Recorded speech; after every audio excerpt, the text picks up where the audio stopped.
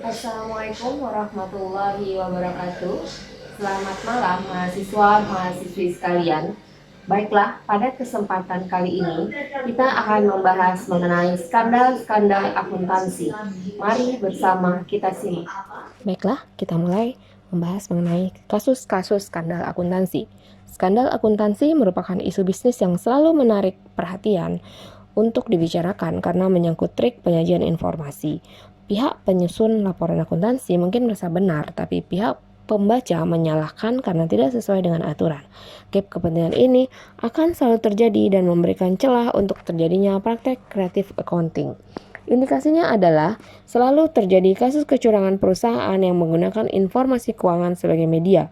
Kasus besar terjadi di Amerika Serikat yang notabene merupakan trendsetter bisnis dan keuangan dunia. Salah satu kasus yang memiliki dampak terbesar adalah kasus Enron.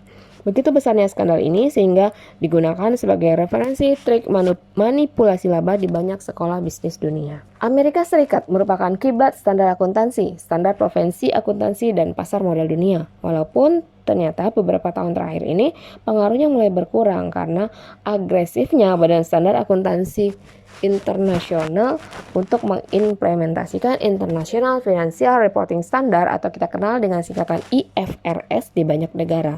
Banyaknya kejadian skandal akuntansi membuat kepercayaan terhadap profesi kita, yaitu profesi akuntan, memudar. Meskipun sebenarnya dari substansi skandal yang terjadi terlihat bahwa praktek pelaporan keuangan adalah alat bagi manajemen untuk mendapatkan manfaat bagi kepentingan mereka. Selain Amerika Serikat, Indonesia sebenarnya tidak luput dari kasus serupa, mulai dari kasus Bank Lipo sampai kasus PT Kimia Farma.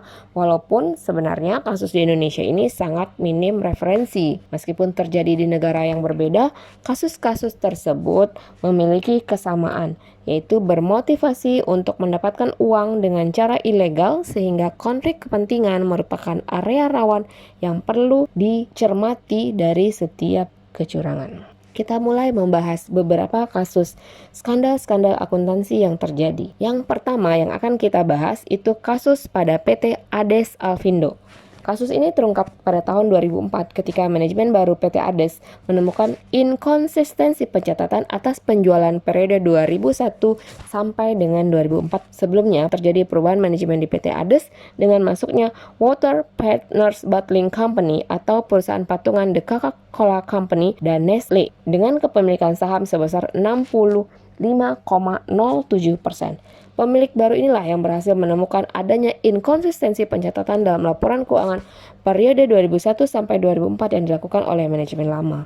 Inkonsistensi pencatatan terjadi antara 2001 dan kuartal kedua 2004. Hasil penelusuran menunjukkan untuk setiap kuartal angka penjualan lebih tinggi antara 0,6 sampai 3,9 juta galon dibandingkan angka produksi. Nah, hal ini tentu tidak logis karena tidak mungkin orang menjual lebih banyak dari yang diproduksi mereka. Manajemen Ades baru melaporkan angka penjualan real pada tahun 2001. Diperkirakan lebih rendah 13 miliar dari yang dilaporkan. Pada 2002 perbedaannya mencapai 45 miliar, sedangkan untuk 2003 sebesar 55 miliar. Untuk 6 bulan pertama 2004, selisihnya kira-kira hampir 2 miliar. Kesalahan tersebut luput dari pengamatan publik karena PT Ades tidak memasukkan volume penjualan dalam laporan keuangan yang telah diaudit. Akibatnya, laporan keuangan yang disajikan pada PT Ades dari tahun 2001 dan 2004 lebih tinggi dari yang sebenarnya dilaporkan atau kita kenal dengan istilah overstated. Kemudian yang kedua, kasus pada PT Indofarma Tbk. Kasus ini merupakan kasus kekeliruan dalam penyajian laporan keuangan. Berawal dari temuan Bapepam mengenai adanya pelanggaran Undang-Undang Pasar Modal yang dilakukan oleh PT Indofarma. Dalam press release yang dikeluarkan oleh Bapepam pada November 2004 terungkap bahwa nilai yang disajikan dalam laporan keuangan PT Indofarma pada 2001 lebih tinggi dari nilai yang seharusnya dilaporkan. Penyajian nilai lebih tersebut terdeteksi dari overstated penyajian nilai barang dalam proses yang tercantum dalam laporan keuangan 2001 yang mencapai 28 miliar. Akibat kelebihan penyajian tersebut, nilai harga pokok produksi menjadi lebih rendah dari nilai yang seharusnya dilaporkan atau understated. Karena harga pokok produksi rendah, maka berakibat pada penyajian laba yang lebih tinggi dari seharusnya untuk jumlah yang sama. Mengacu pada kerangka dasar penyajian laporan keuangan, penyajian laba yang lebih tinggi berdampak pada penyajian informasi yang menyesatkan dan tidak andal sehingga merugikan pengambil keputusan. Atas terungkapnya kasus tersebut, Bapepam memberikan sanksi administratif dengan meminta Direksi Indofarma membayar denda sebesar 500 juta rupiah dan meminta direksi untuk segera membenahi dan menyusun sistem pengendalian internal dan sistem akuntansi yang lebih memadai. Kasus berikutnya yaitu kasus pada PT Perusahaan Gas Negara. Kasus ini terkait dengan pelanggaran prinsip pengungkapan laporan keuangan PT Perusahaan Gas Negara. Pelanggaran yang dilakukan oleh Perusahaan Gas Negara adalah menunda publikasi informasi material atas penurunan volume gas yang sudah diketahui oleh manajemen sejak 12 September 2006, tapi baru dipublikasikan pada Maret 2007. Penurunan volume gas yang tidak dilaporkan sejak September 2006 tersebut telah memberikan informasi yang menyesatkan kepada investor. Kasus ini terungkap karena terjadi penurunan yang signifikan sekitar 23,38% atas harga saham Perusahaan Gas Negara, yaitu dari harga 9.650 harga closing price di 11 Januari 2006 menjadi 7.400 harga closing price di 12 Januari 2007 per lembar saham. Penurunan tersebut erat kaitannya dengan press release yang dilakukan Perusahaan Gas Negara pada 11 Januari 2007 terkait penurunan volume gas yang seharusnya dipublikasikan sejak September 2006. Mengingat informasi penurunan volume gas tersebut merupakan informasi yang material dan harus diungkapkan dalam laporan keuangan, maka Bapepom pun memberikan sanksi administratif kepada Direksi Perusahaan Gas Negara atas pelanggaran prinsip pengungkapan laporan keuangan. Kasus berikutnya, kasus PT Bank Lipo Tbk. Kasus ini merupakan kasus penerbitan laporan keuangan ganda yang memuat informasi berbeda, di mana laporan keuangan per 30 September 2002 yang ditujukan ke publik dan diiklankan melalui surat kabar pada tanggal 28 November 2002 berbeda dengan laporan keuangan per 30 September 2002 yang disampaikan ke Bursa Efek Jakarta pada 27 Desember 2002. Perbedaan-perbedaan yang terdapat dalam kedua laporan tersebut diantaranya, yang pertama, laporan keuangan disusun berdasarkan laporan keuangan konsolidasi yang telah diaudit oleh Kantor Akuntan Publik atau KAP dengan pendapat wajar tanpa pengecualian, sedangkan pada laporan ke BEJ atau Bursa Efek Jakarta menunjukkan bahwa laporan keuangan yang disampaikan adalah laporan keuangan audited yang tidak disertai dengan laporan auditor independen yang berisi opini akuntan publik. Kemudian yang kedua, pada laporan yang disampaikan ke publik, nilai agunan yang diambil alih atau AIDA yang berjumlah 2.393 triliun rupiah, sedangkan pada laporan yang ditujukan ke BEJ hanya berjumlah 1,42 triliun. Total aset pada laporan keuangan yang disampaikan di publik berjumlah 24,185 triliun, sedangkan pada laporan yang ditujukan ke BEJ hanya berjumlah 22,8 triliun. Dan yang keempat, pada laporan yang disampaikan ke publik, Bank Lipo melaporkan laba sebesar 98,77 miliar, sedangkan pada laporan keuangan yang ditujukan ke BEJ melaporkan kerugian sebesar 1,273 triliun. Yang kelima, rasio kewajaran modal minimum yang tersedia yang dilaporkan pada laporan keuangan ke publik sebesar 24,77%, sedangkan pada laporan yang ditujukan ke BEJ hanya 4,23%. Akibatnya, ada dua laporan dengan informasi yang berbeda. Tim pemeriksa Bapepam melakukan penelaahan atas data dan dokumen terkait dan mengambil kesimpulan bahwa perbedaan tersebut hanya disebabkan oleh yang pertama, adanya penyesuaian penilaian kembali atas AIDA dan penyisian penghapusan aset produktif. Yang kedua, adanya kekurang hati-hatian Bank Lipo dalam mencantumkan kata di audit dan opini wajar tanpa pengecualian pada iklan laporan keuangan per 30 September 2002 pada 28 November 2002, dan yang ketiga adanya kelalaian akuntan publik berupa keterlambatan dalam menyampaikan peristiwa penting dan material mengenai penurunan nilai AIDA Bank Lipo pada Bapepam. Akibat kasus ini, baik Bank Lipo maupun kantor akuntan publik yang mengaudit laporan keuangan Bank Lipo dikenakan sanksi administratif. Secara akuntansi, kasus ini memang lebih banyak berhubungan dengan permasalahan publikasi laporan keuangan dengan informasi yang berbeda, bukan pada teknik akuntansi. Namun hal ini akhirnya menjadi kasus bisnis karena memiliki dampak publik berupa kebingungan dan kerugian pembaca laporan keuangan yang memanfaatkan informasinya. Kasus berikutnya yaitu kasus PT Kimia Farma Tbk. Kasus yang terjadi pada PT Kimia Farma sebagai salah satu produsen obat-obatan milik pemerintah di Indonesia pada dasarnya dimotivasi oleh keinginan pihak direksi untuk menaikkan laba.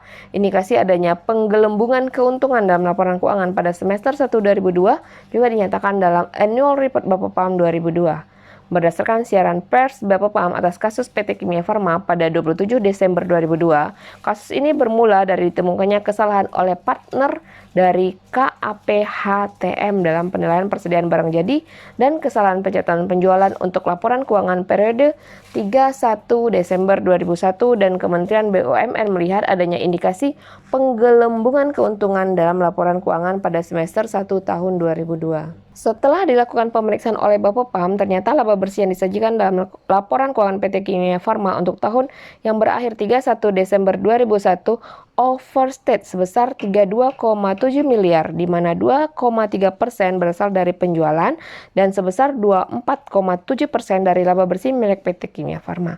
Kesalahan-kesalahan tersebut berasal dari kesalahan yang pertama, overstate penjualan pada unit industri bahan baku sebesar 2,7 miliar. Yang kedua, kesalahan berupa overstate persediaan barang dagangan sebesar 23,9 miliar pada unit logistik sentral. Dan yang ketiga, overstate sebesar 8,1 miliar pada persediaan barang dagangan dan overstate penjualan sebesar 10,7 miliar. Yang keduanya terjadi pada unit pedagang besar farmasi. Bagaimana kesalahan tersebut dilakukan? Masih menurut siaran pers, kesalahan penyajian dilakukan oleh Direksi PT Kimia Farma periode 1998 sampai Juni 2002 dengan dua cara.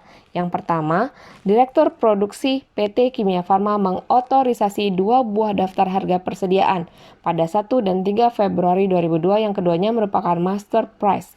Master price tanggal 3 Februari lah yang digelembungkan nilainya dan dijadikan dasar penilaian persediaan pada unit distribusi PT Kimia Farma per 31 Desember 2001. Data harga persediaan dinaikkan sehingga nilai persediaan lebih tinggi dari nilai sebenarnya. Dengan begitu, nilai beban pokok penjualan atau cost of goods sold akan lebih rendah sehingga laba naik. Prinsip ini adalah teknik creative accounting yang sederhana. Hasilnya adalah kenaikan aset yang akan menaikkan laba dan nilai buku perusahaan. Yang kedua, dilakukannya pencatatan ganda atas penjualan. Pencatatan ganda tersebut dilakukan pada unit-unit yang tidak disampling oleh akuntan sehingga tidak berhasil dideteksi. Pencatatan ganda penjualan berarti terjadi penjualan fiktif sehingga penjualan lebih besar dari yang sebenarnya. Apakah ini salah auditor? Sekali lagi, ini adalah keterbatasan auditor. Auditor tidak mungkin melakukan pengujian substantif ke semua bagian dan area perusahaan. Tanggung jawab laporan keuangan ada pada manajemen, akuntan hanya bertanggung jawab terhadap opininya. Kasus Enron Corporation. Kasus ini merupakan salah satu kasus terbesar sepanjang masa yang mencengangkan dunia bisnis.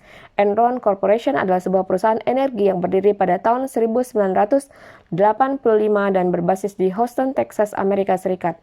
Enron merupakan salah satu perusahaan terkemuka di dunia dalam bidang listrik, gas alam, bubur kertas, dan kertas, serta komunikasi. Ini terbukti dengan dipekerjakannya sekitar 21.000 orang pegawai di lebih dari 40 negara. Tidak itu saja, hanya dalam 15 tahun Enron berkembang menjadi perusahaan ketujuh terbesar di Amerika Serikat. Enron mengakui penghasilannya pada tahun 2000 berjumlah 111 miliar US dollar. Majalah Fortune menyebut Enron sebagai perusahaan Amerika yang paling inovatif selama 6 tahun berturut-turut, yaitu dari tahun 1996 sampai 2001. Selain itu, Enron juga masuk dalam kategori 100 perusahaan terbaik Amerika dan menempati posisi 7 dari 500 perusahaan besar versi majalah Fortune pada 2000. Pada awal tahun 2001, harga saham Enron sekitar 80 US dollar per lembarnya. Terdapat sekitar 13 dari 8 analisis saham merekomendasikan beli untuk saham ini.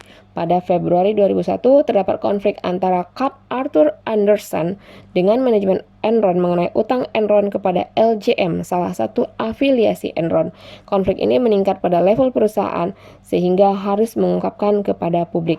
Tentunya, publikasi semacam ini akan menurunkan harga saham Enron secara signifikan. Setelah pihak Cap Arthur Anderson dan Enron melakukan pertemuan, akhirnya terjadi kesepakatan untuk tidak ada pengungkapan material. Dari kesepakatan itu, demi mencegah sahamnya turun banyak, Enron menggandakan jasa konsultasi dan audit menjadi sebesar 52 juta US dollar sebagai kompensasi risiko audit. Sekitar Maret 2001 terdapat semacam peringatan dari suatu artikel yang dipublikasikan Fortune dengan judul "Apakah harga saham Enron terlalu mahal?" Namun pada bulan yang sama, salah satu pengelola Enron menyatakan bahwa harga wajarnya adalah 126 US dollar per lembar saham atau sekitar 50% lebih tinggi dari harga saat itu. Setelah terjadinya peperangan internal di Enron perihal praktek akuntansi untuk afiliasi, pada Juni 2001, harga saham Enron merosot hingga 44 US dollar per lembar. Adanya isu atau rumor di pasar modal bahwa terjadi penjualan saham oleh orang dalam atau insider trading makin membuat harga saham Enron tidak stabil.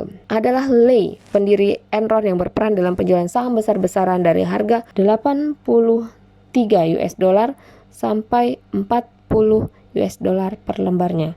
Sekitar Agustus 2001, Lay menjual saham Enron senilai 2 juta US dollar dan pada saat itu ia merekomendasikan orang lain untuk membeli saham Enron. Prinsipnya dari kasus ini, Enron menggunakan beberapa partner strategis untuk memanfaatkan teknik dan kebijakan akuntansi. Dengan menggunakan bisnis lain yang tidak dikonsolidasikan dalam laporan keuangan, Enron bisa mengeliminasi kerugian untuk dibebankan kepada mitra bisnisnya serta mendapatkan pendapatan atau keuntungan sehingga kinerja Enron akan tetap terjaga. Ilustrasi mudahnya seperti ini. Jika Enron berinvestasi dengan harga perolehan 100, lalu harganya turun menjadi 90, maka investasi ini dijual kepada partner atau perusahaan buatan mereka dengan harga 110. Siapa yang menanggung kerugian? Perusahaan buatan itulah yang menanggung kerugian. Lalu siapa yang diuntungkan? Sudah pasti Enron. Itulah mengapa sebuah perusahaan idealnya harus mengkonsolidasikan atau menggabungkan perusahaan-perusahaan buatannya menjadi partner agar transaksi tersebut dieliminasi sehingga terlihat bahwa perusahaan secara keseluruhan tetap merugi. Tentu saja kejahatan Enron tidak dapat dilepaskan dari campur tangan auditornya, yaitu Arthur Andersen. Bahkan petinggi Arthur Andersen membantu Enron untuk memusnahkan ribuan surat elektronik dan dokumen lainnya yang berhubungan dengan audit Enron. Hal ini terjadi karena pada 12 Oktober 2001, Arthur Andersen menerima perintah dari para pengacara Enron untuk memusnahkan seluruh materi audit, kecuali berkas-berkas yang paling mendasar. Dalam proses pembuatan keputusan pada kasus kebangkrutan Enron, Kenneth Lay dan Jeffrey Skilling, mantan Direktur Eksekutif atau CEO Enron, dinyatakan bersalah karena menipu para investor dengan menggunakan transaksi di luar pembukuan untuk menyembunyikan neraca utang dan menaikkan pendapatan. Demikian yang bisa disampaikan. Billahi taufik wal hidayah. Assalamualaikum warahmatullahi wabarakatuh.